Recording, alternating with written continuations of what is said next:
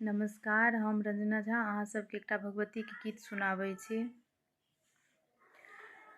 कहाँ माने हेलन देवी, कहाँ लट जड़लन हे दुर्गा महारानी, कहाँ माही कएलन सिंगार हे दुर्गा महारानी, कहाँ माही केला न सिंगार हे दुर्गा महारानी।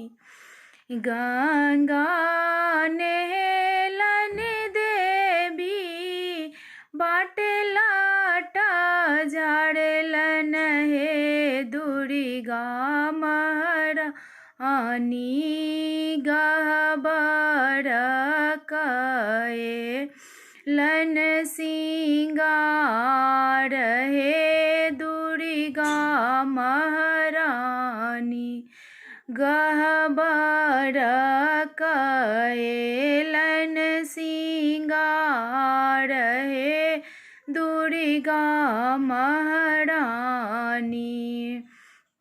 कोने फूल ओढ़न देवी, कौने फूल पहिरन हे काली महारानी, कौने फूल देवी के सिंगार हे दुर्गा महारानी, कौने फूल मैया के सिंगार हे दुर्गा महारानी।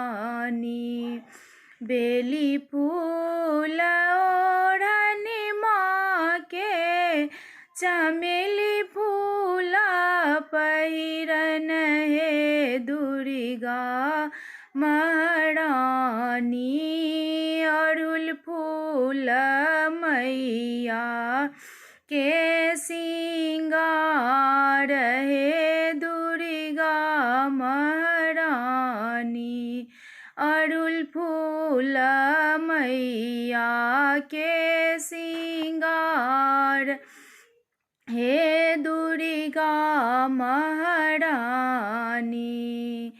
गाओल भगत जानी, दसो काला जोड़ी हे दुर्गा महारानी,